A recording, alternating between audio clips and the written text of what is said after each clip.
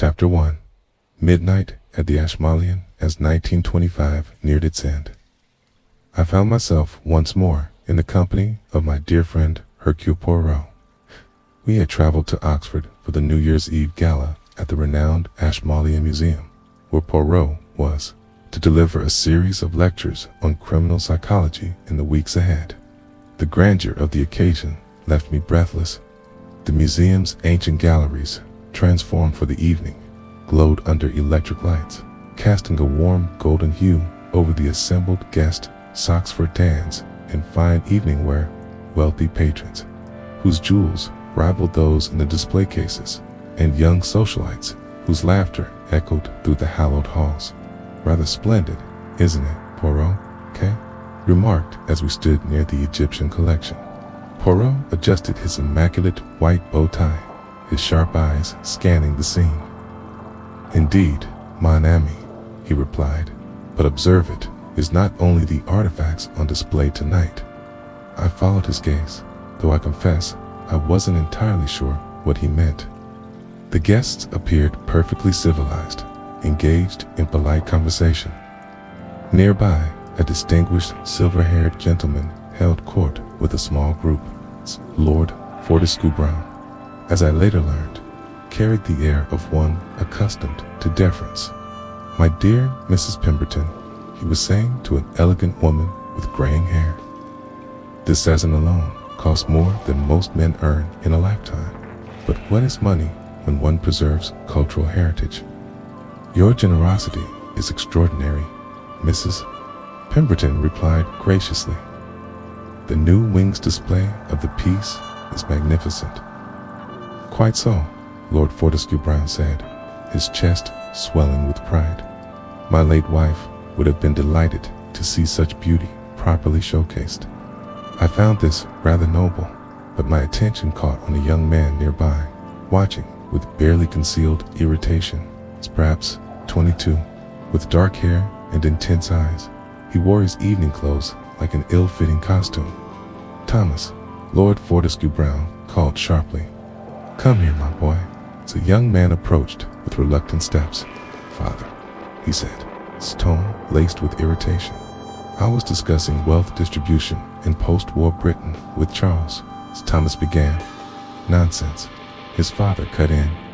"These radical ideas will pass. You'll see sense when you're older." The tension between father and son hung heavy in the air. Poirot leaned closer, murmuring, "Observe, Hastings, how the young lady across the gallery watches them." I spotted a young woman with orange hair and intelligent hazel eyes, perhaps 24. Watching the family drama with evident concern. "She seems quite taken with the young Forsbrunn," I observed. But see how she watches with worry, with conflict there is more here than meets the eye." Another figure caught my attention, a man of perhaps 45, with thinning hair, examining a magnificent painting with intense concentration. His evening dress appeared to sit uneasily upon him. "Dr. Edmund Hartwell," Poirot murmured, "an art historian whose theories regarding citizen stating have caused considerable controversy." Hartwell was speaking earnestly to listeners. "The brushwork suggests a date 2 years earlier than traditionally accepted. The technique, the color palette, all point to a different period in season's development." A woman nearby listened with particular intensity. Perhaps 38, with dark hair and eyes holding a curious mixture of sadness and determination. "Margaret." Case of Poirot replied to me questioning look. "I made inquiries before this evening. She is Bruno Cassar's niece. He once owned that very painting." Mrs. Patton mentioned her persistent questions about the museum's acquisition. As the evening progressed, I found myself drawn into discussions though. Much of the art talk went over my head. Young Thomas had gathered Oxford contemporaries near the medieval manuscripts, his voice carrying passionate intensity. "We live in unprecedented inequality," he was saying. "While families struggle for food, we spend fortunes displaying our affluentia." Fair-haired young man nodded earnestly. "The war showed us all men bleed the same color regardless of station. A young woman smiled indulgently. There's room for both beauty and charity. Beauty, Thomas's voice. Rose, what beauties there in hoarding treasures, while others suffer. The orb-haired woman, Kit, I heard him call her, had drawn closer. When Thomas saw her, his manner softened considerably. Kit, surely you understand, you work with these pieces daily, don't you? Wonder if they might serve a greater purpose, Kit replied, carefully. Believe art elevates the human spirit, Thomas, but I also believe in preserving it for future generations' preservation. Thomas repeated bitterly, Estat, what we call locking beauty. Behind glass, in velvet ropessa, museum guard approached a man of perhaps 35 with a weathered face. His uniform was impeccable, but something in his manner seemed off, though I couldn't identify what. Excuse me, Miss Ashworth, the guard said respectfully. Mrs. Patines, me to remind you about the security check in the West Wing. Of course, Morrison, thank you. Kit turned it back with an apologetic smile. Duty calls. She departed. I watched Morrison move through the crowd. Observe, Hastings, Poirot said quietly, how Morrison checks his pocket watch, repeatedly see how his eyes dart about, never settling. Notice how his hand trembles, adjusting his uniform now that Poirot mentioned it. I could see what he meant. Good heavens, you're right. What do you suppose it means? Man has something on his mind, something that makes him nervous. The evening wore on with increasing gaiety outside. I could see preparations for midnight. Fireworks beginning, though the main celebration wouldn't start until 12. As midnight approached, excitement filled the air. Guests gathered near windows to watch for the fireworks heralding 1926. Serival. At precisely midnight, the assembled company raised glasses in the new year. Toast through the windows, we saw the first brilliant explosions illuminating Oxford's sky, though the grand display was yet to reach its crescendoid. Was a moment of pure celebration, which made what happened next all the more shocking. Exact sequence remains unclear, for as the evening progressed, the fireworks grew spectacular and deafening during this crescendo of celebration. At approximately 12:15 a.m. disaster struck in the quieter West Wing. The first sign of trouble came at 12:45 a.m. and Morrison's shouts echoed through the corridors. Mrs. Paton and I, along with several guests, rushed toward the sound. What we found was professional devastation. West Wing Gallery, where Lord Fortescue Brown's prized Cezanne had been displayed, filled. The acrid smoke where the masterpiece had hung in its place of honor. Only an empty frame remained. Good God! Mrs. Patone gasped the Cezanne. It's gone.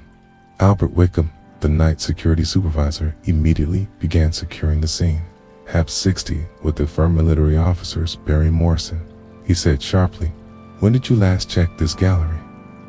Morrison's face was pale with shock. I had to step away, personal business. I couldn't have been gone more than an hour. An hour? Mrs. Patain's voice rose in disbelief. You left your post for Enhar during the gala. The local police were summoned immediately, but I could see they were rather out of their depth. The sophisticated theft was unlike anything they'd encountered at Dinsford. Harold Meadows made the sensible suggestion. We've got to write puzzle her a professional job, the kind that needs a professional mind to solve it. Understand? Mr. Hercule Poirot is in Oxford indeed, Inspector Poole replied with a courteous bow. I am at your service. Excellent. We've got a right puzzle, her professional. Let's job this. But given the late hour and the need to secure the scene properly, would you be available to examine everything properly in the morning? We'll need daylight for a thorough investigation. Of course, Inspector, the scene will tell us more in proper light. And so it was that all guests, including Poirot and myself, were asked to depart while the police secured the crime scene for the night. At dawn on New Year's Day, 1926, I found myself accompanying my friend to what would prove one of his most intriguing cases. Cage, Moline Museum, so festive until now, wore an air of violation and mystery. Well, Hastings Poirot said as we approached the museum's entrance, his small figure immaculate. Despite the early hour, it appears our new year has begun with the most interesting puzzle. I could only nod in agreement, knowing I was about to witness the extraordinary powers of Hercule Poirot in action. Once again, Chapter 2. The scene of the crime, the morning sun, cast long shadows through the museum's galleries as Poirot and I arrived at the scene of the theft. The previous evening, after the Discovery Youth, the crime, the local police had cordoned off the entire West Wing and requested that all guests depart immediately. Inspector Meadows, a solid man of middle years with a weather-rayed fuss of experience, greeted us at the entrance to the West Wing. "Mr. Poirot, Captain Hastings," he said with evident relief. "I am grateful you could come back to assist us with our investigation. We've had our men examining the scene since dawn, but this business has us quite baffled from what I observed last evening before your men secured the area. This appears to be no ordinary theft," Poirot replied, adjusting his immaculate overcoat buttonhole. "With proper examination, perhaps we shall learn more, Inspector." Meadows led us through the corridors toward the West Wing professional job. Mr. Poirot, like nothing we've seen before, the thief knew exactly what they were doing. As we approached the crime scene, I detected a faint, acrid smell lingering in the air. The West Wing gallery bore mystical signs of violation, where the masterpiece had hung in its place of honor. Only an empty frame remained, its gilded edges catching the morning light. Poole stopped at the entrance and surveyed. Seeing with those sharp eyes of his, he made no move to enter immediately. Instead, standing perfectly still, his head tilted in that characteristic manner, observed. "Hastings," he said quietly, "what do you see?" I looked about the gallery, trying to apply the methods I had learned from watching my friend work well. "There's the empty frame, of course, and that rather unpleasant smell, smoke off some kind, I should think. Presentiment. And what does this tell us?" I confess, I was rather at a loss. That the thief used smoke to confuse the guards. Perhaps continue. I studied the scene more carefully. The skylight above appears to have been disturbed. There are marks on the floor beneath it. "Excellent, mon ami. You begin." Tassi Poole finally entered the gallery, moving with characteristic precision. Approached the empty frame, first producing a small magnifying glass and examining the edges where the canvas had been cut. "See here, Hastings, the cut is clean, professional, no jagged edges. Now, accessory damage to the frame itself. This was done by someone who understood the value of what they were." Taking Murs Pet Burton, who had been waiting anxiously nearby, approached us with evident distress. "More, Poole. I cannot tell you how devastating this is for the museum. That painting was on us our most prized loans. Lord Fortescue Brown entrusted it to our career. Understand your distress, madame, but tell me, who among your staff and regular visitors would have been familiar with the museum's security procedures for such an important evening?" "Well, the museum staff, of course, myself, Miss Ashworth Morrison, and the other guards, Mr. Wickham and Lord Fortescue Brown. Naturally, anyone who attended the gala would have seen where the painting was displayed, but the specific details of for security arrangements, the patrol schedules, the alarm systems, that would be known only to a much smaller group." Who nodded thoughtfully. "And the skylight above this is a recent point of access. The scaffolding has been there for weeks," Mrs. Petone explained. "We've been having restoration work done on the roof. I never imagined anyone would be bold enough to attempt entry that way." Poole moved beneath the skylight, examining the floor with his magnifying glass. He seemed to find something of interest, bending down to collect small fragments. "Inspector," he called, "have your men examined this area thoroughly?" "As thoroughly as we could, Mr. Poirot, though I must admit, we're not interlocuting. What we're looking for, tell me, Inspector Winhead. Morrison last checked this gallery before discovering the theft.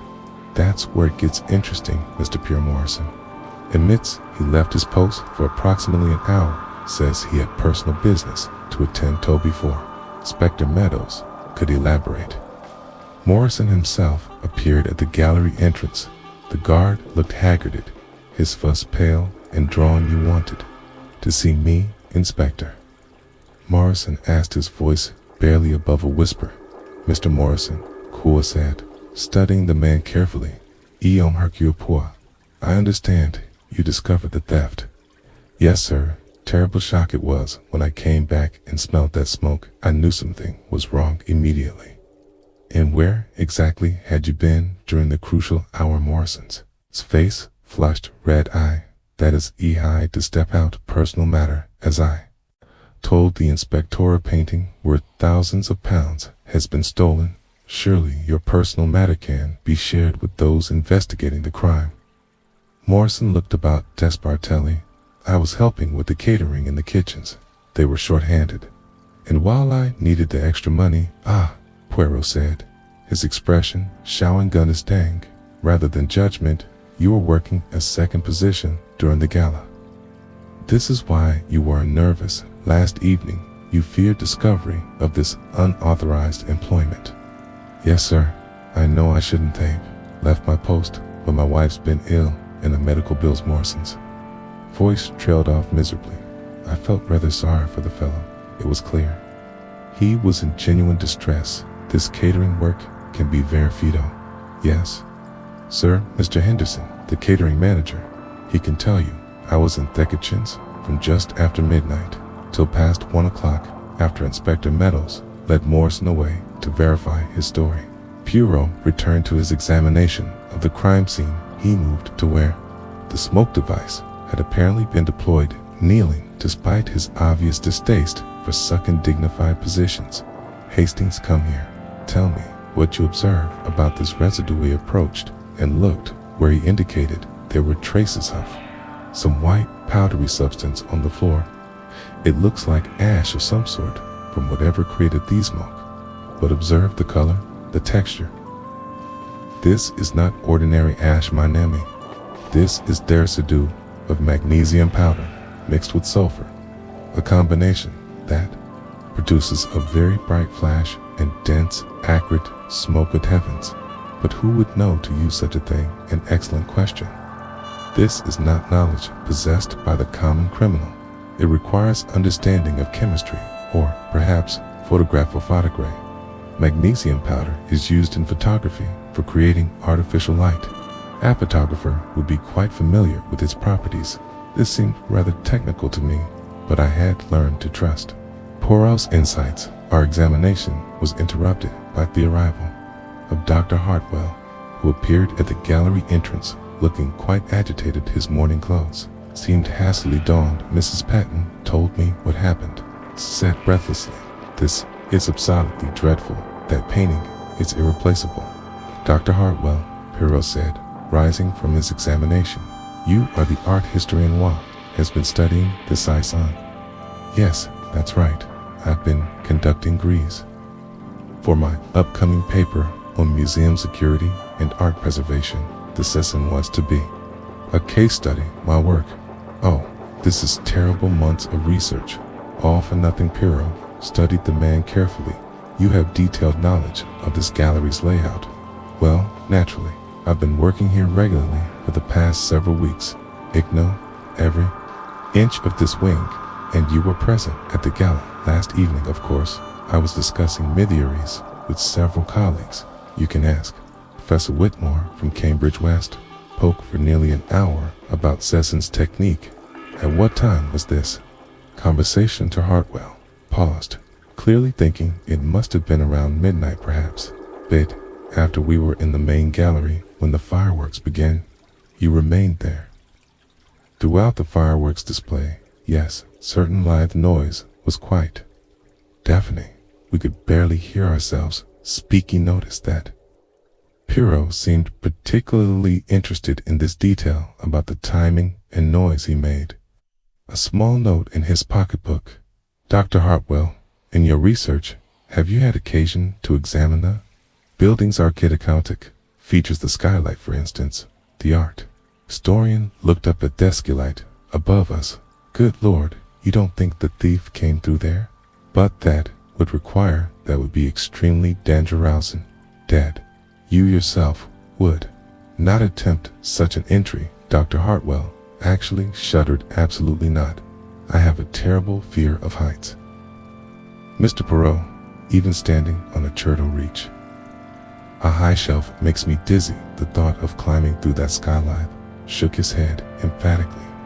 I see, and your tools for examining paintings, though? You carry any sharp instruments? Only a small magnifying glass, and occasionally a palette knife for very careful examination of paint layers. Nothing that could cut canvas, if that's what you're suggesting. After Dr. Hartwell departed, looking thoroughly unsettled, Poirot continued his methodical examination. He measured distances, examined the empty frame from multiple angles, and even climbed stepladder with obvious reluctance to inspect the skylight. More closely, what do you make of it all, Pooh? I asked, when we had a moment alone. Most interesting, mon ami. We have a crime that required extensive planning, intimate knowledge of the museum's operations, and considerable technical skill, yet almost obvious suspects, each present complications. How? So Morrison has financial motives and knowledge of security procedures, but his alibi appears genuine, and he lacks photographic expertise. Dr. Hartwell has detailed knowledge of the building, access to the painting, and the photographic skills to explain the magnesium powder, but his acrophobia makes the skylight entry impossible. What about Miss Casser? Mrs. Patone mentioned she had been asking questions about the painting. Ah yes, we must certainly speak with her. But first, let us complete our examination here. Finally, Poirot seemed satisfied with his observations. Come, Hastings, we have learned what this scene can teach us now. We must speak with the other suspects and begin to understand the human elements of this puzzle. As we prepared to leave the West Wing, I couldn't help but feel that we were only at the beginning of what would prove to be a most complex investigation. Thing puzzles me, Poirot, I said, as we walked toward the main galleries. Of the thief was so professional, so careful in their planning. Why did they choose to strike during such a well-attended event? Surely it would have been easier to attempt the theft. When the museum was closed, Poole paused and gave me one of his approving looks. An excellent observation of me. You begin to think like a detective.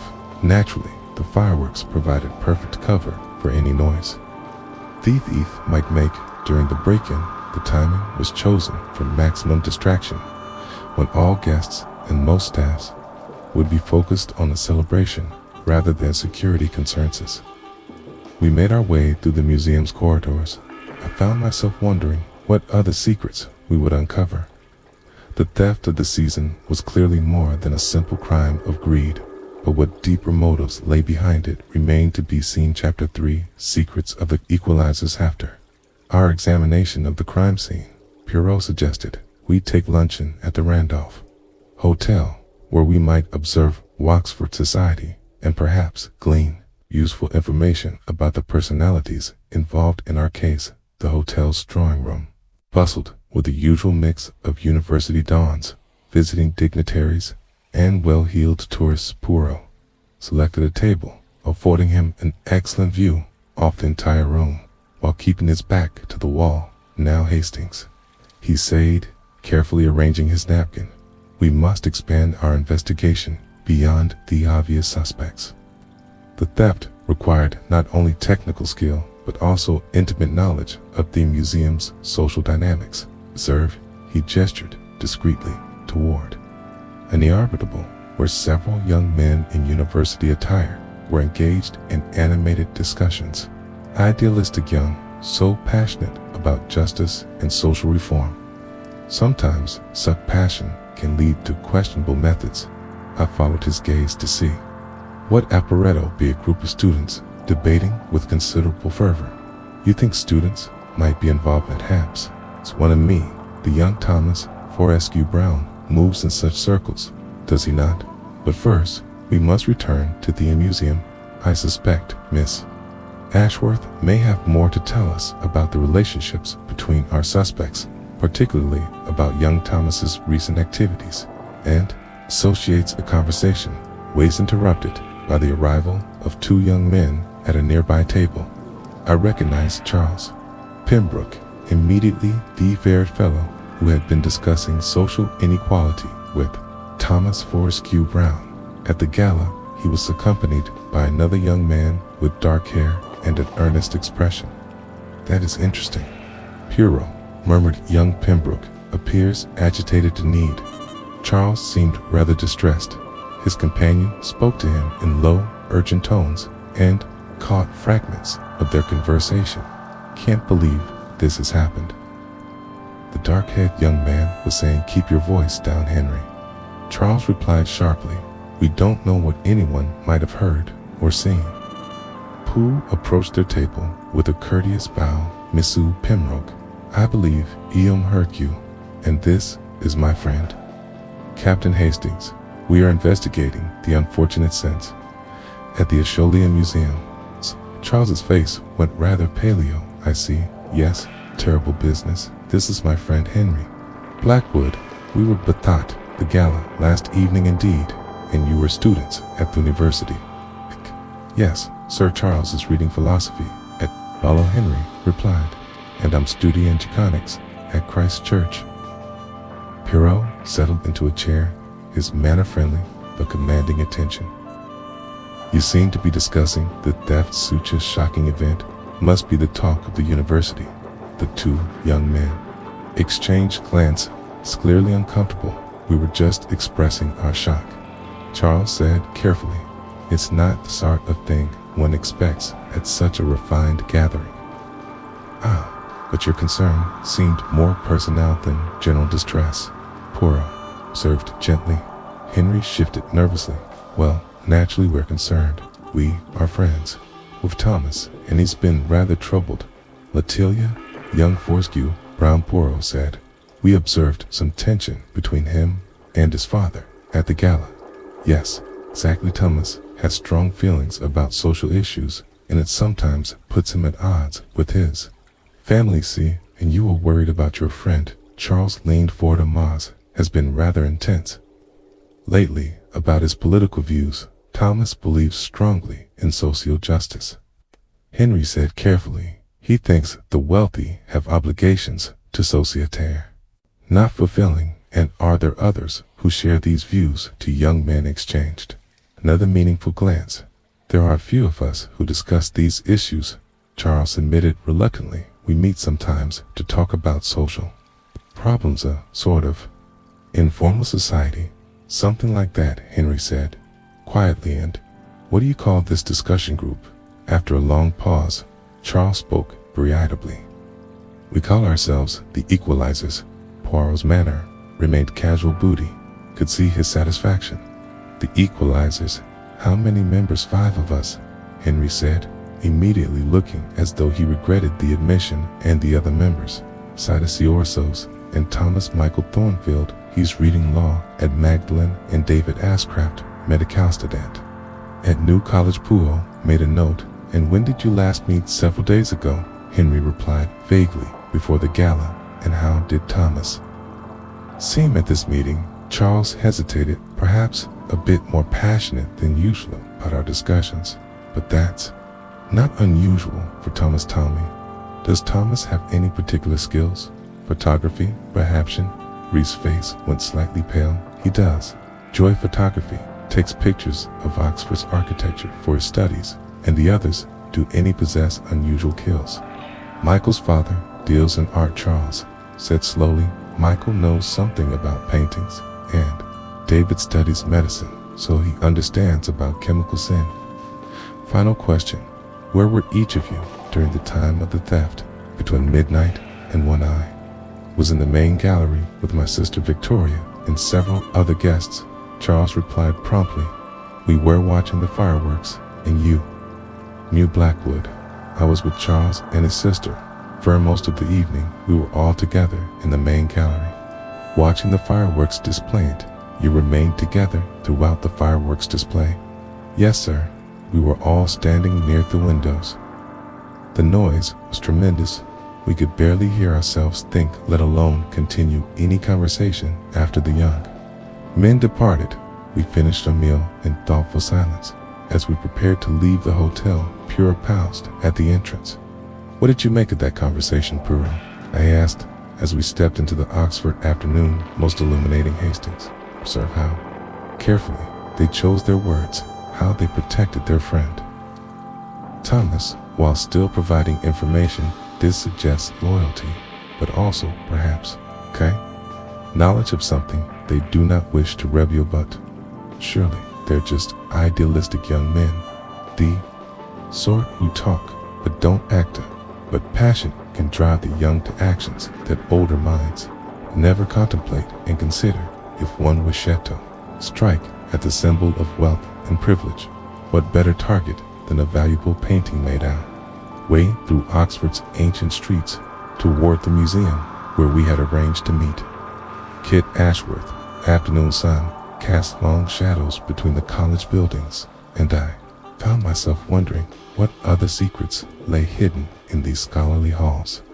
We found Kit in the museum's restoration workshop, carefully cleaning a medieval manuscript. She looked up as we entered, and we noticed her eyes appeared somewhat red-rimmed. Mr. Poirot, Captain Hastings, she said, setting down her delicate brushes. Mrs. Patton said you might want to speak with me about the theft indeed. Mademoiselle Poirot replied gently, we have questions about the museum's operations that you might help us with. You work closely with all the staff and volunteers. I coordinate with the various researchers and temporary workers for Mrs. Peaton, including the young men from the university who assist with cataloging and research. Kit's hands trembled slightly as she reached for a cloth. Yes, we often have students helping with the projects. Thomas Fortescue Brown has been particularly helpful with his photographic downton. His photographic work. Has he been documenting security arrangements as well as artworks? I'm not certain, he said. It was all part of his academic research into museum practices. Her voice was barely above a whisper. Poirot leaned forward with gentle concern. Mademoiselle, you seem distressed. Is there something troubling you about Thomas's work here? Kit struggled with some internal conflict. It's just Thomas has been asking very detailed questions about our procedures, about patrol schedule, security protocols, even about the renovation work. He said he was comparing how different museums handle security for a paper he's writing, and at the time it seemed perfectly reasonable. But now, after the theft, she trailed off, clearly reluctant to voice her suspicions. I sort of questioned specifically about when the guards make their rounds, which areas are checked most frequently, and how the alarm systems are set up. He told me he wanted to understand the strengths and weaknesses of museum security for his research. But I suppose with everything that's happened, I can't help wondering if it was just academic curiosity. Who else has access to such detailed information about your operations? Senior staff, of course, Mrs. Patton, Mr. Wickham, myself, and anyone with a temporary research pass like Dr. Hartwell, who's been studying our security measures for his academic paperweight. Spent another quarter hour with Kit, during which she revealed more details about museum access and procedures. When Wen finally took our leave, she seemed both relieved and troubled, as though she had shared a burden but feared its implications. Poor girl, I said to Puis. We walked. She's obviously quite distressed about all this. Deed Hastings, and that makes her testimony valuable. She has no desire to cast suspicion, yet the evidence she provides suggests careful planning and inside knowledge. You believe someone she knows is involved? The evidence certainly suggests it. Money me the detailed questions about security, the intimate knowledge of operations, all point to someone with regular access and legitimate reasons for being there. But surely We need more concrete proof before making accusations. Pray, we must find more evidence, more connections, as we made our way through Oxford streets. I couldn't help but feel we were on the verge of a breakthrough. The pieces of the puzzle were beginning to fit together, though I suspected there were still surprises in store. Before the case was fully resolved, the afternoon sun cast long, still as between the college buildings, and I found myself wondering what other secrets lay hidden in the ancient stones of Oxford. Would we find the evidence needed to solve the mystery of the missing seasoner? Would this lead prove another dead end in an increasingly complex investigation? Time would tell, but I had confidence that Poirot's methodical approach would guide us to the truth overall hidden. It might be chapter, for the tightening net the following morning brought a crisp January air that seemed to sharpen one's thoughts, and I found myself accompanying Poole on what he termed a systematización of our remaining suspects. We had arranged to meet with Margaret Cassar at her lodgings near the university, where she had been staying since her arrival in Oxford. Miss Cassar aved us in the modest sitting room of her boarding house. She was dressed in a simple but well-cut morning dress and seemed composed as she poured tea from a delicate china service. "Mr. Poole, Captain Hastings," she said, her voice carrying a faint trace of an accent that spoke of continental origins. "I understand you wish to discuss the terrible business at the museum." "Indeed, Mademoiselle," Poirot replied, settling himself carefully in the offered chair. "You have been most patient in waiting for our interview. I trust you understand the necessity of speaking with all who were present at the gala." "Of course." She paused, her dark eyes showing that curious mixture of sadness and determination I had noticed at that museum, though I confess I'm not certain how I can help you. I barely knew anyone there except Mrs. Peaton, and our acquaintance was purely professional. "But you had a most particular interest in the stolen painting, did you not, Miss?"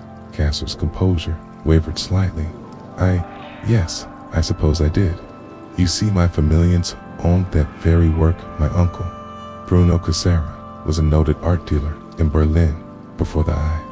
Wore the painting was part of his collection, and how did it come to be in Lord Fortescue Brown's possession? That is a rather complicated story.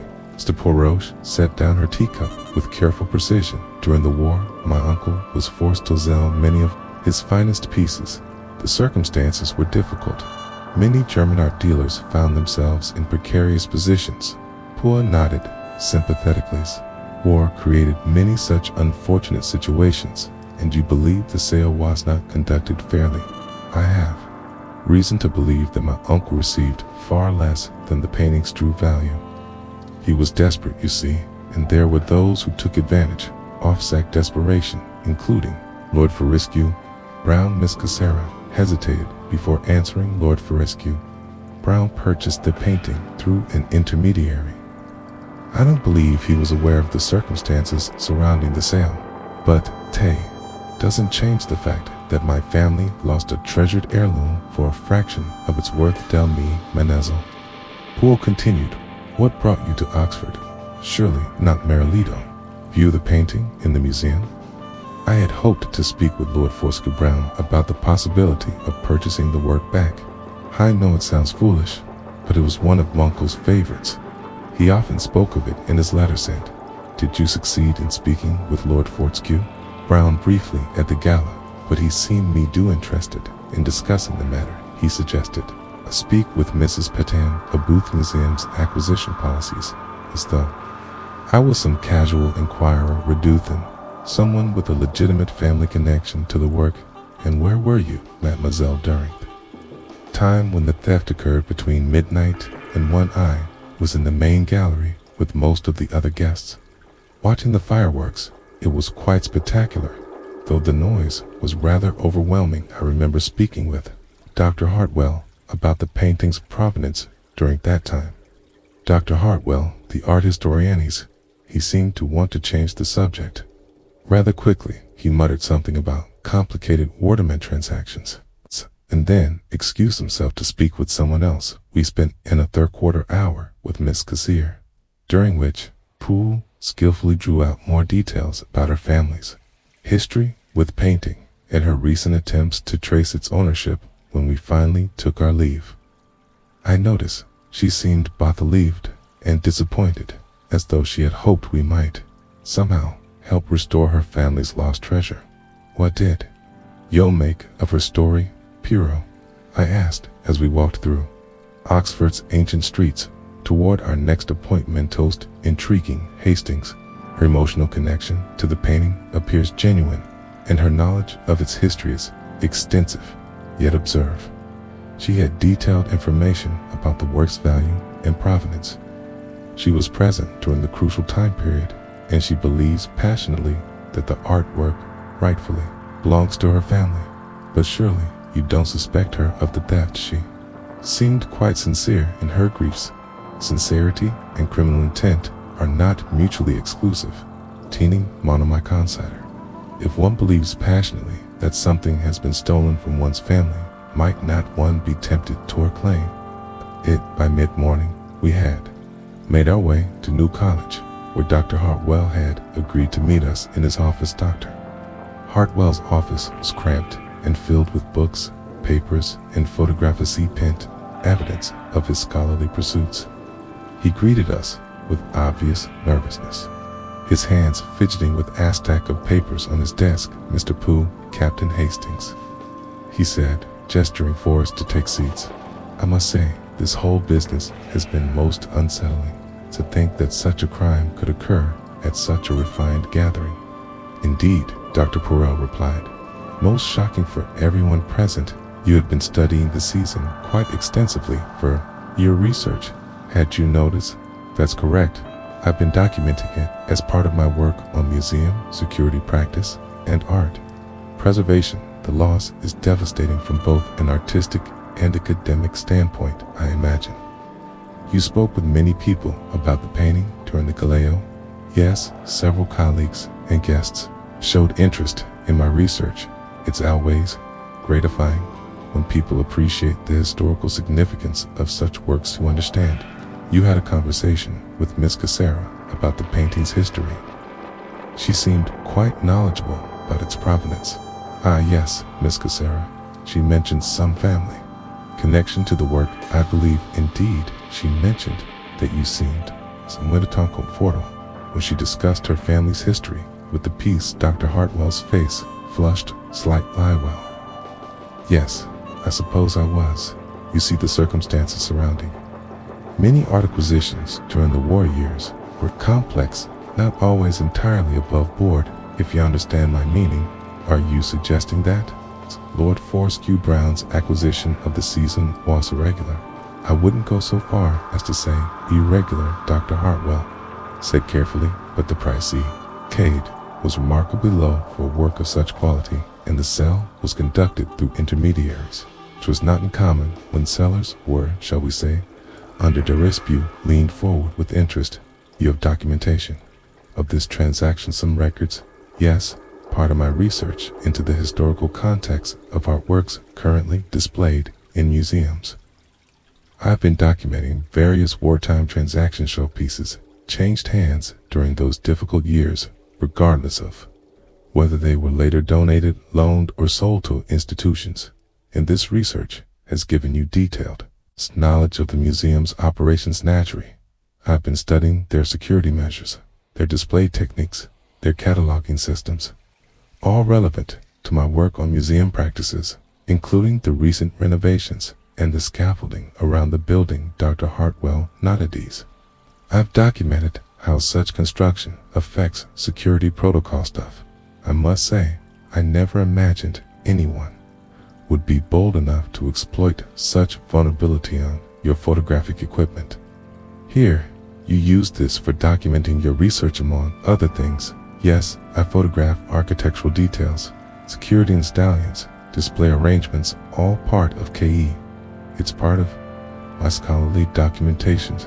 "Hartwell, given your fear of heights that you mentioned yesterday, I assume you remained on ground level throughout the evening?" "Oh yes, absolutely.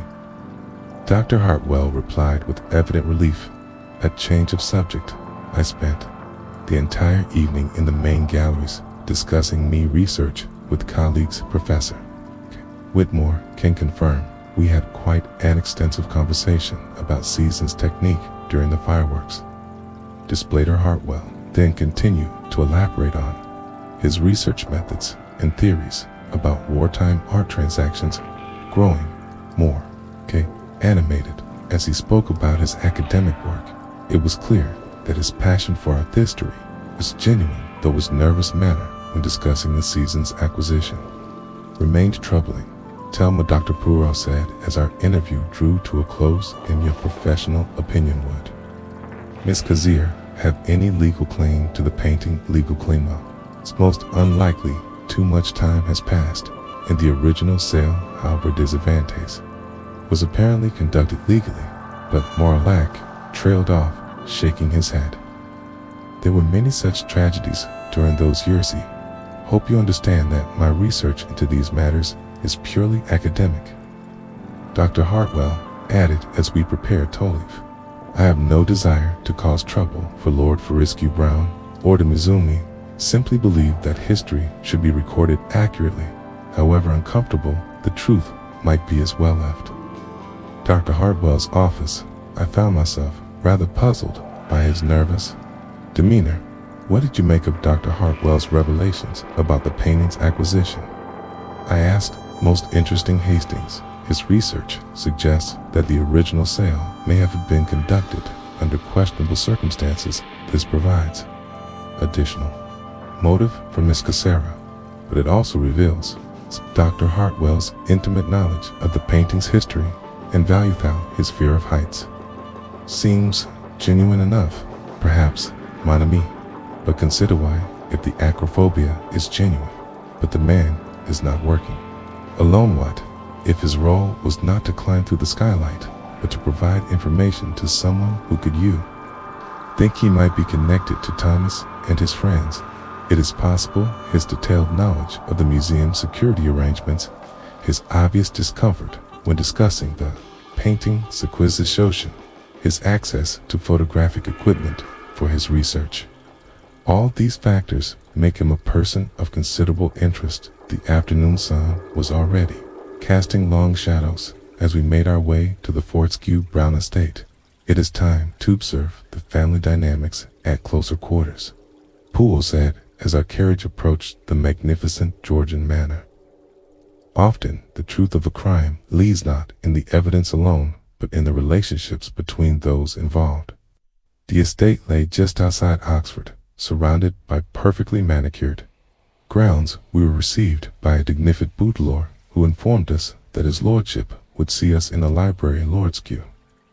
Brown received us with the cool courtesy of one accustomed to deference, but clearly annoyed by the intrusion. Mr. Pooh, he said, rising from behind an imposing mahogany desk, I understand you're investigating this dreadful business at the museum. I must say, I find it rather presumptuous that anyone would question me about the theft of my own loan to the museum. Naturally, my Lord Poirot replied with a courteous bow. We seek only to understand aspects of this crime. Your cooperation would be most valuably real, though I can't imagine what help I can provide. I was in the main gallery throughout the evening, surrounded by dozens of witnesses. Indeed, the painting meant a great deal to you, I understand, Lord Fortescue. Brown's expression softened slightly. It was my late wife's favorite Pacheco. Had such an appreciation for Season's work. When I decided to loan it to the museum, it seemed a fitting tribute to our memory, allowing others to appreciate what she loved so dearly. Generous gesture, my lord. The painting has been on display in the West Wing for some time. I understand Mrs. Patine felt it deserved a place of honor where visitors could appreciate it properly, away from the bustle of the main galleries. The West Wing provides a more contemplative setting for such a masterpiece, I thought. Lalanina would have approved. His voice carried a note of genuine sadness. Now it's gone, and I feel as though I failed to memorial you. Must not blame yourself, my lord. Tell me, Kay, who knew of your decision to loan the painting? To the museum. Well, the museum staff, naturally my solicitor, who handled the arrangements, and Thomas. Of course though, he Lord Fortescue. Brown paused, his expression growing troubled.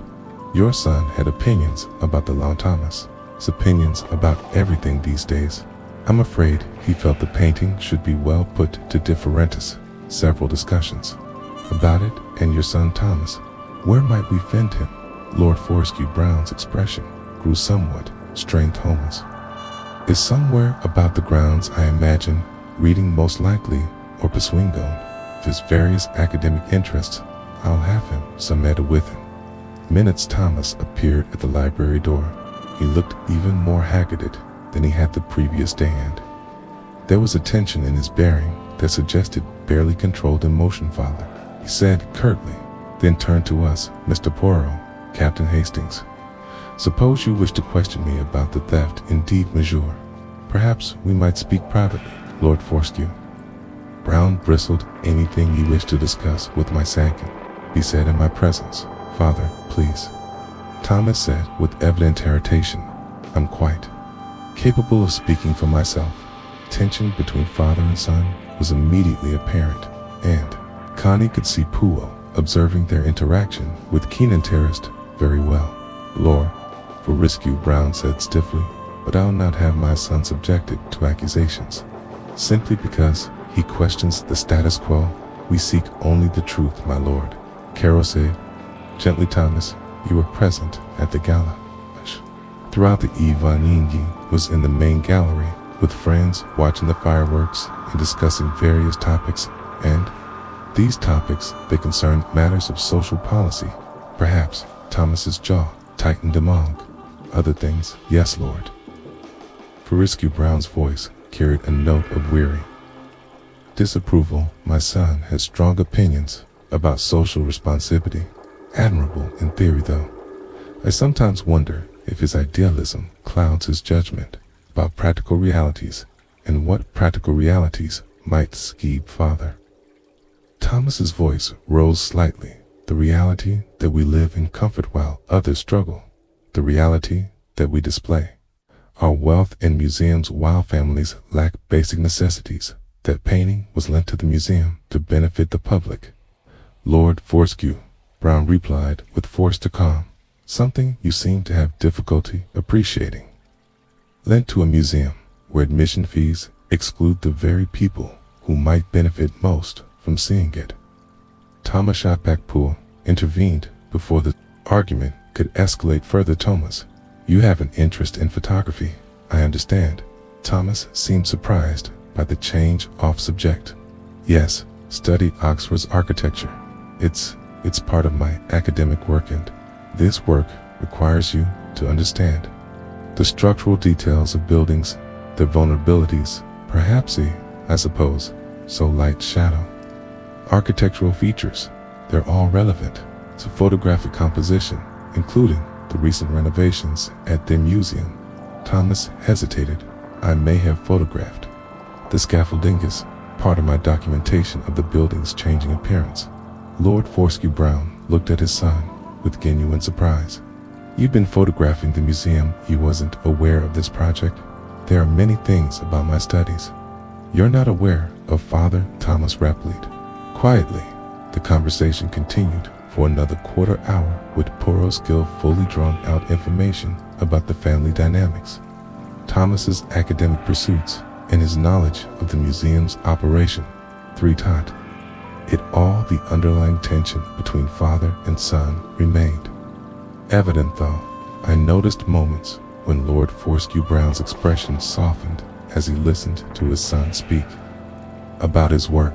Tell me, Thomas, Poirot said as our interview drew to a close. These friends you mentioned, the ones you were with during the fireworks, they share your interest in social reform. Some of them, yes. We often discuss ways to make society more equitable. Have any of these discussions moved beyond theory into practical action? Thomas exchanged a quick glance with his father before answering. We've organized some charitable efforts. Nothing dramatic, just trying to help where we can. As we took our leave of the estate in gathering dusk, I found myself rather moved by the obvious discord between father and son, yet also a underlying affection that seemed to persist despite their disagreements. "Good heavens, Poole," I said, as our carriage made its way back toward Oxford. "The tension between those two is quite remarkable, yet there seems to be genuine care beneath it all." "Indeed, Hastings, and most illuminating. Did you observe how the father's disapproval masks what appears to be genuine concern for his son's welfare, and how the son's rebellion seems driven as much by a desire for his father's attention as by his political convictions? It does seem like a rather complex relationship. Persistent, and consider. What better way for Santo to capture his father's attention than through an act so dramatic it cannot be ignored? Yet also, what greater tragedy than such an act were to destroy the very relationship he seeks to repair? You really think Thomas could be involved? The evidence certainly points in that direction. One of his photographic skills, explained the magnesium powder. His knowledge of the museum's operations explains the precipitating his political philosophy, provides ideological motive, and his complex relationship with his father adds a deeply personal dimension to the Crimeas. We returned to Oxford in the evening light. I found myself more confused than ever about the identity of the thief. Each suspect seemed to have compelling motives and opportunity, yet each also presented obstacles to a simple solution.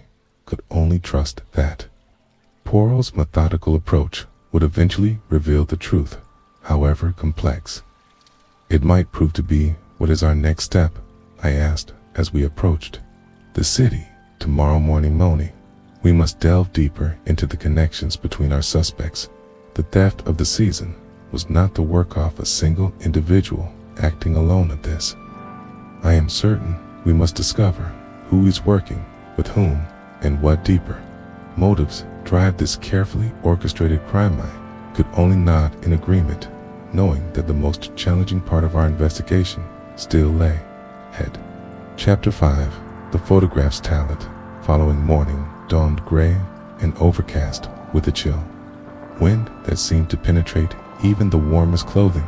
I found myself accompanying Poole on what he termed a most crucial phase of our investigations. Had arranged to meet Inspector Meadows at the museum, where he had promised to show us some new evidence. I take had come to light. "Hastings," Poirot said as we walked through Oxford's quiet morning streets, "today we shall discover whether our theories bear fruit, or whether we must begin anew with fresh eyes."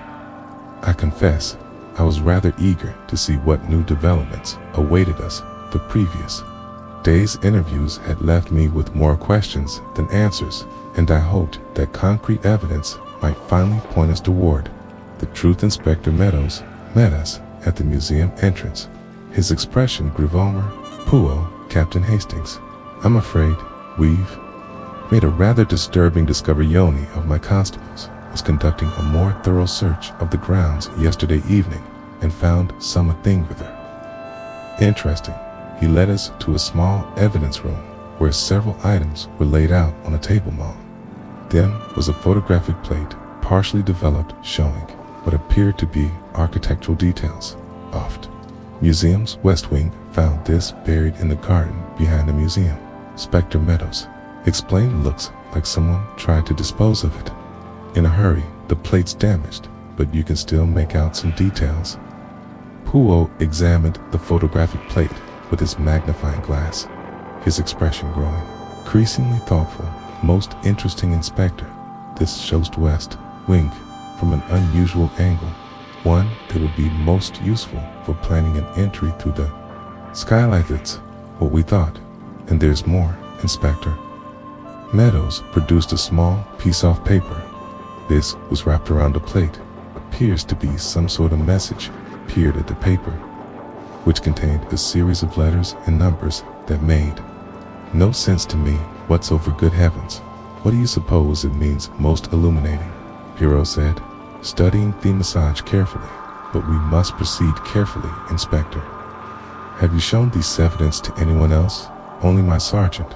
We thought you should see it first Before we take any action treatment, I suggest we keep this discovery between selves. For the moment, there are still questions that must be answered before we can proceed. Made our way directly to the museum's restoration workshop, where we had arranged to speak with Kit Ashworth. Found her examining photographic plates under a magnifying lamp, her brow furrowed in concentration. "Poole, Captain Hastings," she said, looking up with evident concern. "I'm so glad you're here. Something happened last night that's been troubling minded, mademoiselle. Please tell us what occurred." Kit set down her magnifying glass and lowered her voice. "I was working late, finishing some conservation work, when I heard footsteps. The corridor, someone was moving. About when the museum should have been empty. Did you investigate?" "I was curious, so I went to look. There was a light coming from Thomas's usual workspace. The small room where he develops his photographs of Mion was going through his equipment." "Could you see who it was?" Kit shook her head. "The person was very careful to stay in the shadows, and they seemed to know exactly where everything was kept. When I tried to get closer, a floorboard creaked under my foot. The light immediately went out, and I heard quick footsteps moving away, and then I waited a few minutes, then checked Thomas's workspace. Several photographic plates were missing one side. Seen him working on just days ago. His development chemicals had been moved around, and there were fresh fingerprints and surfaces that had been cleaned. This was indeed troubling information. What sort of plates were missing? Architectural studies of the museum, the west wing, the renovation work, even some detailed shots of the security arrangements had told me they were for his research into museum design and public access. Poirot leaned forward with interest. "In your impression of this?" Etrusian Mademoiselle Kit hesitated, then spoke carefully. It felt deliberate, not like someone looking for something specific, but like someone who knew exactly what to take, almost as if they wanted to make Thomas's work look suspicious. "Zoos, believe someone is attempting to implicate Thomas in the theft." "I'm afraid so," Kit said quietly. "Thomas may have strong opinions about social justice, but he would never steal. Sammy is using his legitimate research against him."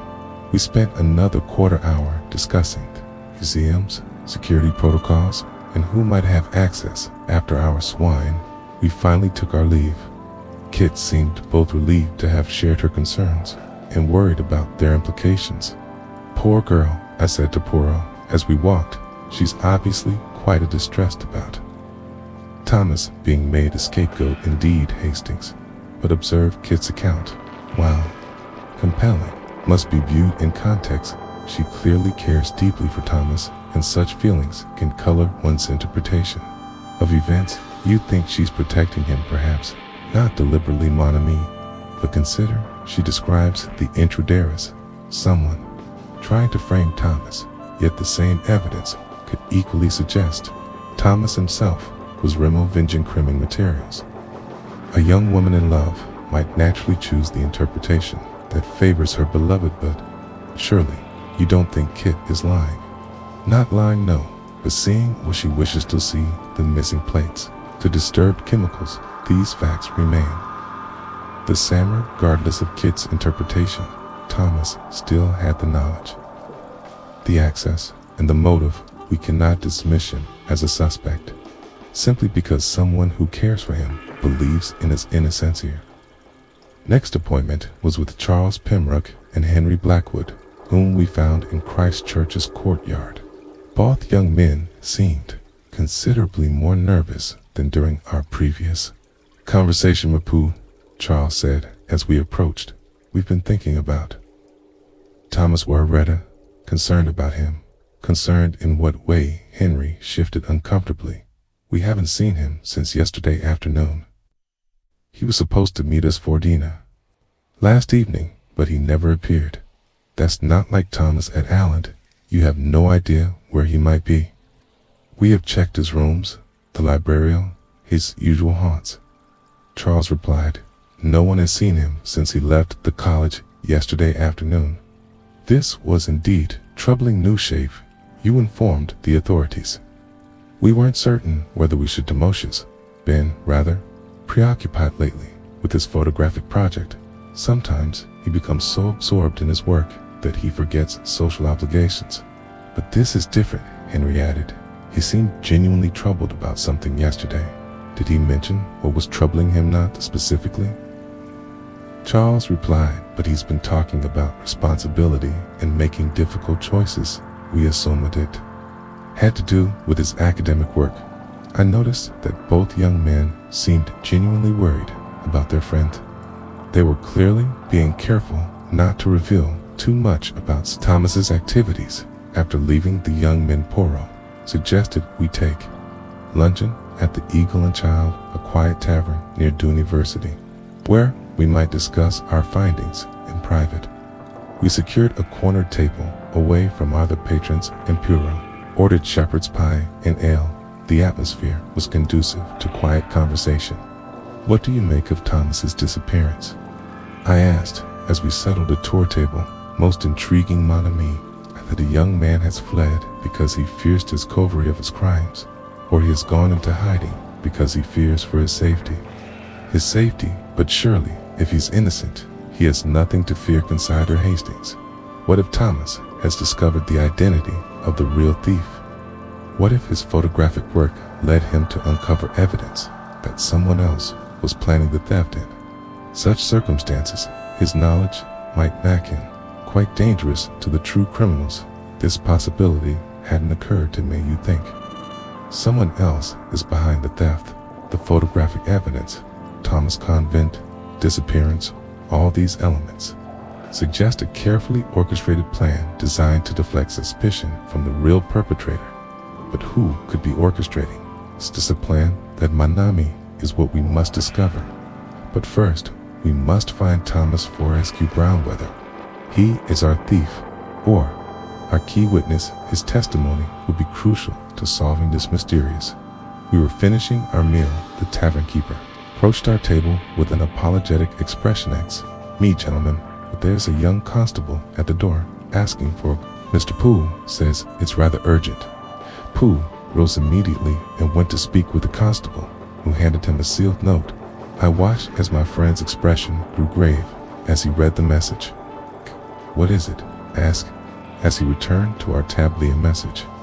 From Inspector Meadows, Thomas Fortescue Brown has been found. Thank goodness. Where was he? In the abandoned section of Christ Church.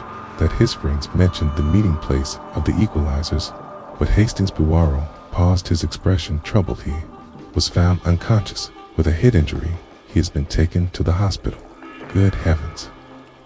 Do they think it was an accident? That remains to be determined, but the circumstances suggest that some neon wanted to ensure Thomas could not reveal what he knows about the theft of the Cesanas. We hurried from the tavern toward the hospital.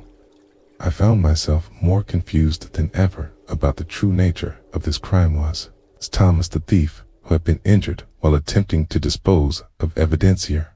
Was he an innocent victim who had stumbled upon the real criminal's pool? I said as we walked quickly through Oxford streets. I confess, I'm completely at sea about this case.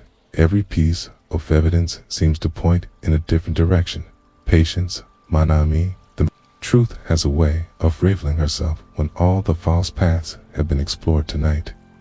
I believe we shall finally understand what really happened at the Acholian Museum. I could only hope he was right, for it felt more lost in this maze of suspects and motives than I had in any case we had previously encountered. But I learned to trust in Poirot's methods, however mysterious they might seem to me at the time. As we approached the hospital, I stilled myself for whatever revelations awaited us. Would Thomas be able to tell us who had attacked him, and would his testimony finally solve the mystery of the missing season? Only time would tell, but I sensed that we were approaching the climax of this most perplexing case. Chapter 6. The confrontation's hospital visit had proven most illuminating. Though Thomas remained unconscious when we arrived, the doctor assured us that his injuries, while serious, were not life-threatening, and that he should regain consciousness or shin the day. However, Poirot seemed less concerned with Thomas's immediate condition than with a small detail the attending physician had mentioned. "Most interesting, Hastings," he said as we left the hospital. "The doctor confirms that Thomas's injury was caused by a blow from a blunt instrument, specifically something with a smooth, rounded edge, not the sort of injury one sustains from a fall or accident. So he was definitely attacked. Press and the location where he was found, the abandoned room where the equalizers met, suggests he was lured there by someone he trusted us. We made our way back through Oxford. His false manner became increasingly purposeful. I could sense that familiar energy that always preceded his most dramatic revelations, mon ami. It is time to bring this investigation to its conclusion. We shall gather the principal parties at the Fortescue Brown estate, where Lord Fortescue Brown can hear the truth about his stolen painting. All the suspects, but surely that will be rather awkward for Lord Fortescue Brown. On the contrary, Hastings' Lord Chiefus a right to know who stole his painting and why. And I suspect he will find the truth both surprising and ultimately redemptive. Within 2 hours, Pooh had arranged for decky parties to gather at the estate inspector. Meadows arrived with a constable, looking rather skeptical of Booth's unconventional approach. Mrs. Patan came, reluctantly, clearly uncomfortable about leaving the museum during such a crisis. Kit Ashworth arrived, looking pale and anxious. Dr. Hartwell appeared last, carrying his usual books and papers, his nervous manner more pronounced than ever. Lord Fortescue Brown received us in his imposing library, his expression grave but courteous. Gay afternoon light streaming through the tall windows created an atmosphere of solemnity rather than drama. Lord Fortescue Brown said, as we assembled, "I confess I'm not entirely certain why you've requested this gathering." "My Lord," Poirot replied, positioning himself where he could observe all present, "this crime began in your family, and it is fitting that its resolution should take place here as well, for you see, the theft of your season was not merely a crime of greed. It was a crime of misguided idealism and desperate choices, Inspector." Meadows shifted impatient Limire. "Pooh, we have the photographic evidence, the coded message. Surely it's clear that too, Fortescue Brown is our thief." "Aye, Inspector, but that is precisely what Simeon wanted us to believe. The evidence against Thomas is almost too perfect to convince her." Hartwell cleared his throat, perhaps because he panicked after the crime. "Young men often make foolish mistakes when under pressure. An interesting theory, Doctor, but tell me, you examined this photographic plate, did you not?" "Well, yes," Inspector Meadows showed a tone. "He thought my expertise might be helpful." "And what did you observe about that plate's development?" Dr. Hartwell hesitated. It appeared to be professional. The chemical process was quite sophisticated, drastics. Too sophisticated for a panicked young man disposing of evidence in Hastikit, spoke up, her voice barely above a whisper. "But Thomas has been working with photography for months. Surely he would have the necessary skills." "Indeed, Moiselle. But observe, Thomas's photographic work has focused on architectural Danton using natural light. The magnesium flash powder residue found at the crime scene requires different expertise entirely." Poole moved to the center of the room, his sharp eyes taking in each face. "This crime required 3 essential elements: intimate knowledge of the museum's operations, access to sophisticated verify equipment, and the ability to manipulate evidence. Only one person possessed all 3 qualifications." "Surely you're not suggesting Mrs. Petenbagen?" But Poirot held up his hand. "Let us examine the evidences systematically." The criminal knew exactly when the guards would be absent, precisely how to access the building through the skylight, and which chemicals would create the most effective smokescreen. Hartwell nodded eagerly. "Yes, exactly. It had to be someone with incidental edge." "Indeed, Doctor.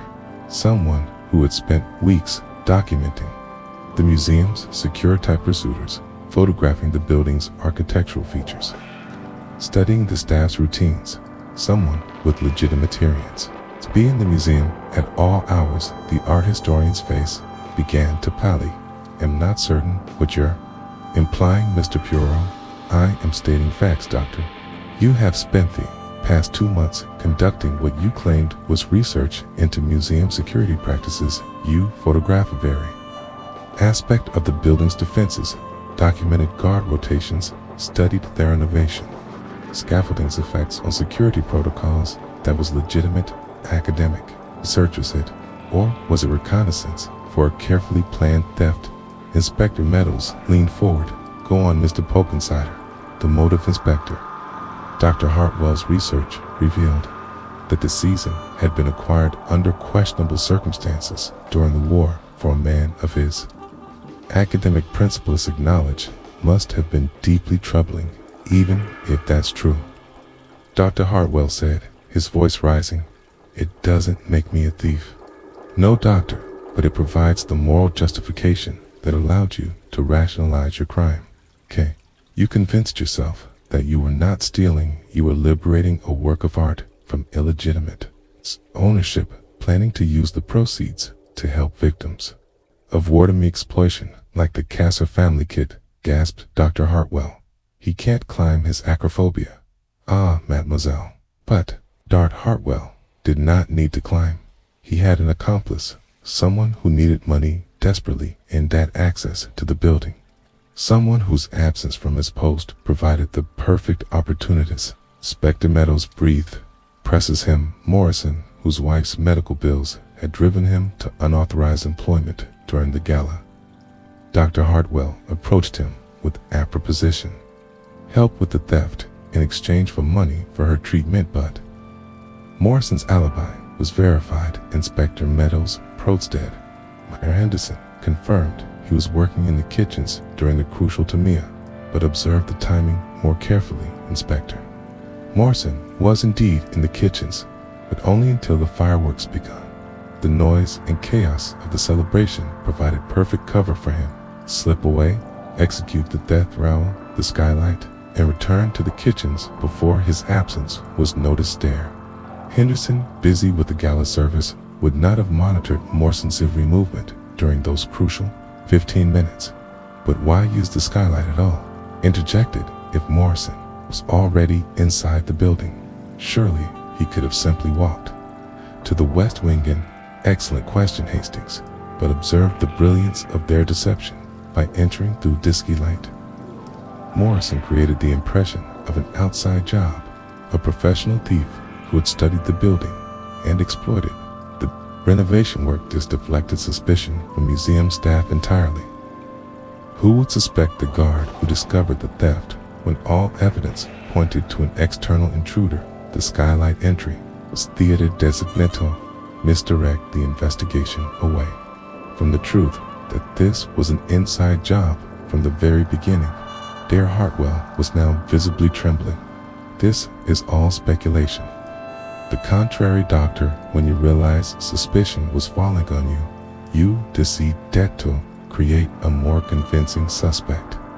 You used your access to Thomas's photographic workspace to create false evidence, developing a plate that would implicate him, writing a coded message at them, bearing both where they would be discovered. But why the cryptic message? I asked. What did those letters and numbers mean? Pooh turned to address the room. The message was deliberately obscure, a series of letters and numbers that appeared to be some sort of code. Dr. Hartwell intended to suggest that Thomas was part of a larger conspiracy, perhaps connected to his political activities with equalizers. The more mysterious the evidence appeared, the more it would implicate Thomas in a sophisticated cream enterprise, and the burial in the Gardena Hastings. Observed the psychology. Dr. Hartwell needed the evidence to be discovered, but not to easily. If it had been found immediately, it might have appeared planted by burying it hastily and allowing it to be discovered during a thorough search he created. The impression that Thomas had panicked and tried to dispose of incriminating materials. Kit spoke up, her voice trembling, but the intrusion in Thomas's workspace. That was you, wasn't it, Dr. Hartwell? So you searched through his materials. Poirot continued, taking some plates to use as false evidence while destroying others that might have revealed your reconnaissance. Activation disturbed his chemicals to make it appear that someone had been developing photographs in secret, but your real fear was that Thomas's legitimate architectural documentation might have inadvertently captured evidence of your criminal planning. But Thomas's injury kit began occurred when he discovered Dr. Hartwell creating this false evidence. Thomas confronted him, and Dr. Hartwell, panicking, struck him with a photographic developing. Trey Morrison arrived shortly after, and together they faced a terrible dilemma. Thomas had seen too much. If he regained consciousness and spoke, both men would face serious charges. Dr. Hartwell found himself contemplating the unthinkable, silencing Thomas permanently. Morrison was prepared to do whatever was necessary to move the unconscious Thomas to the abandoned room, intending to ensure his silence forever. But Dr. Hartwell's conscience intervened. The man who had begun this enterprise to help victims of exploitation found himself on the verge of becoming something far worse his conscience could not bear. Such a final, irreversible act. It was Dr. Hartwell's fusel, his insistence that they abandon Thomas and flee, that saved the young man's life. They left him in the abandoned room, hoping the injury might be attributed to an accident. Or Hartwell's composure finally cracked completely. His shoulders sagged, and when spoke, his voice was barely audible. "You're right about most of it, Mr. Poole. He couldn't go through with harming Thomas further. When I saw him lying there unconscious and helpless, I realized what I had become." Looked around the room with haunted eyes. "I lost everything during the war. My brother died at the Somme. My sister perished in the influenza epidemic. I watched desperate families forced to sell their treasured possessions for fractions of their worth to survive. When I discovered that this very painting had been acquired in such circumstances, Chat Bruno Kazir had been forced to sell it for far less than its value because he was desperate. I felt I had toked. I planned to sell the painting and use the proceeds to establish a fund for displaced scholars and refugees. There are dozens of academics living in poverty in London and Paris. Brilliant men reduced to tutoring for pennies because their universities were destroyed. But when it came to silencing Thomas permanently, I couldn't do it. Morrison was prepared to finish what we had started, but I stopped him. I told him we'd leave Thomas there and hope for the best. Inspector Meadows stepped forward. "Dreadman Hartwell, I arrest you for the theft of the season painting, for assault to pawn Thomas for rescue, Brown, and for conspiracy. Morrison will be arrested sparingly on similar charges." As the constable led Dr. Hartwell away, the room fell into stunned silence. Finally, Lord Fortescue Brown spoke, his voice shaken. "Mr. Poole, I owe you more than gratitude. You have not only solved this crime and cleared my son's name, but you have saved his life indeed, my lord." The young man was fortunate that his friends became concerned about his absent sermons. Pemberton found her voice. "The painting, do you think it can be recovered?" "Believe so, madame. Dr. Hartwell will undoubtedly cooperate now that his guilt has been established." Shed Kid, tears streaming down her face, looked up at Poirot. "I feel so foolish," suspected Thomas, the man I love. "How could I have doubted him? Do not blame yourself, mademoiselle." Dr. Hartwell's deception was carefully crafted to exploit exactly such doubts here. Suspicions did not cause his injury. Dr. Hartwell's panic and desperation did that. As the evening drew to a close and the various parties began to depart, I found myself reflecting on how close we had come to a far more tragic conclusion. "Pooh, I said, as we prepared to leave the estate. If Dr. Hartwell had been more ruthless, if his conscience hadn't intervened, then we would be investigating a murder rather than a theft, mon ami. It is perhaps the one redeeming aspect of this affair that even in its darkest moment, Dr. Hartwell retained enough humanity to pull back from the ultimate crime as our carriage carried us back to Oxford through the gathering dusk. I reflected out. The human cost of this crime. A respected academic had destroyed his career through misguided idealism. A desperate man had been willing to commit any crime to save his wife. A young man had nearly died for stumbling upon the truth. It's rather sobering, isn't it? I say, Dopois, how quickly good intentions can lead to such darkness. Indeed, Hastings, Dr. Hartwell, began with noble motives, helping victims of wartime exploitation, but observe how each compromise led him deeper into criminality. The theft, the camisole assault, nearly became murder. It is a cautionary tale about the dangerous path that begins when we decide that things justify the means. And now, mon ami, the healing can begin. Thomas will recover from his injuries, and I suspect from his estrangement from his father. Kit will learn that love sometimes means trusting, despite doubts, and perhaps Lord Fortescue Brown will discover that Histon's passion for justice, properly directed, is not a weakness, but strength. As we reached our lodgings in Oxford, I found myself grateful once again for Thepro Village, of witnessing Poirot's extraordinary deductive abilities. The case of the stolen Saison had been arised, Size had been saved, and the truth had been revealed. Justice had triumphed once again, and the little gray cells had proven their worth in unraveling even the most carefully constructed deception. Chapter 7, Justice and Redemption. 3 weeks had passed since the dramatic revelation at the Fortescue Brown estate, and I found myself once again in Oxford, this time for a far more pleasant occasion. Thomas had made a full recovery from his injuries, and the stolen Cecil had been recovered from a storage facility where Dr. Hartwell had hidden it.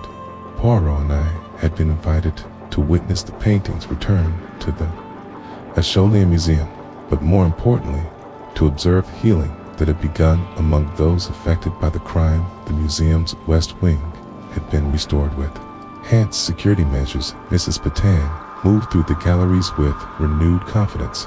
Mr. Poirot, Captain Hastings. She greeted us warmly. I cannot thank you enough for what you've accomplished. Not only have you recovered our painting, but you've helped us understand how to better protect our collection. It was our pleasure, Madame Poirot replied. And how are the other members of your staff adjusting? Morrison has been released on bail, pending his trial. His wife's condition has improved considerably, and there's hope the court will show mercy given his circumstances and cooperation. The experience has strengthened our commitment to our mission, she continued. We've implemented new security protocols based on the vulnerabilities that were exposed sometimes. Adversity reveals our true resilience. We made our way to the West Wing, where a small ceremony marked the paintings. Returned Lord Fortescue Brown stood before the restored Season, but his attention for Houston, his son, who was explaining the work's significance to visitors. The brushwork demonstrates Season's revolutionary approach to color, informed Thomas was saying. His passion, now channeled into education, rather than rebellion, art has the power to transcend social boundaries, to speak to the universal human experience. Standing beside him, Kit Ashworth listened with evident admiration. The distance that had grown between them during the investigation had been replaced by deeper understanding. As the ceremony concluded, Thomas and Kit approached us. Mr. Poirot, Captain Hastings, Thomas said, extending his hand. I owe you both my life and my reputation. There is no debt, mon ami, Poirot replied gently. Justice served is its own reward. What are your plans now? Thomas exchanged a meaningful glance with Kit. Have decided to work together on a new project.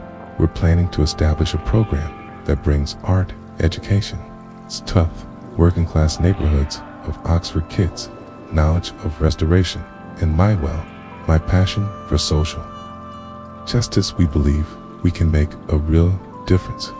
Want to prove that art truly can belong to everyone, Kit added, not through theft or destruction, but through education and outreach, mobile exhibitions, community centers, teaching children about the beauty that surrounds them. Lord Fortescue Brown approached. With asthma I had not seen during our previous encounters, I'm proud to say I'll be funding this initiative, he announced. My son has found a way to channel his idealism constructively, and I couldn't be more pleased to support such work. The reconciliation between Father Anson was evident in their easy manner. The crisis had forced them to confront their differences and find common ground. And what of Dr. Hartwell? Kit asked quietly. Poirot nodded gravely. Has been sentenced to 5 years in prison, though. His cooperation in recovering the painting and genuine aurors were considered. Morrison received 2 years with possibility of early release, given his circumstances. It's tragic, really. Thomas said thoughtfully. Dr. Hartwell's intentions were noble, even if his methods were criminal. Perhaps, Poirot replied, but observe the crucial difference, mon ami. You seek to create new opportunities through education, while he sought to redistribute existing wealth through faith. The means we choose define us as much as the ends we pursue us. We prepared to take our leave of Oxford. I reflected on the transformation that had taken place. A crime that had threatened to destroy lives had instead become a catalyst for positive change. It's remarkable, isn't it, Pooh? I said, as we walked through the university's ancient streets, how something so troubling could lead to such positive outcomes. Indeed, Hastings, but observe, it was not the crime itself that created these changes, but how the people involved chose to respond. Thomas could have become bitter. Instead, chose constructive work. Kit could have allowed doubts to poison her feelings. Instead, she chose trust. Lord Fortescue Brown could have become more controlling. Instead, he chose to listen to Nan's support, and Dr. Hartwell, the good doctor, chose a different path. His noble intentions were corrupted by his belief that he alone could turn me what was just and right. It is a cautionary tale about the dangers of moral certainty, unchecked by humility. As our train pulled away from Oxford Station, I watched the spires fade into the distance. Somewhere in those halls, Thomas, Kit were beginning their work together, united by a shared commitment to making the world better through art and education. The theft of the Cessna had been solved, but more importantly, the bonds of love, family, and community had been strengthened. Justice had been served. Love had triumphed over doubt, and a family had been reunited through understanding. Another successful case, Poirot, I said, as we settled into our compartments. The Oxford dawn breaks. Hercule's piercing logic has pierced the veil of deception. The thief, bound by familiar loyalty, twisted into greed, stands exposed, their cunning heist unraveled by a single, overlooked clue. With the Cessna registered and the truth laid bare, we are left to ponder how even the closest bonds can fracture under temptations. Wait, we hope this descent into Oxford's enigma has gripped you, dear listeners. Did you unmask the culprit before? Pull, or were you caught in the web of motivation here? Your thoughts below. If the Oxford mystery has enthralled you, please like and subscribe for more tales of suspense.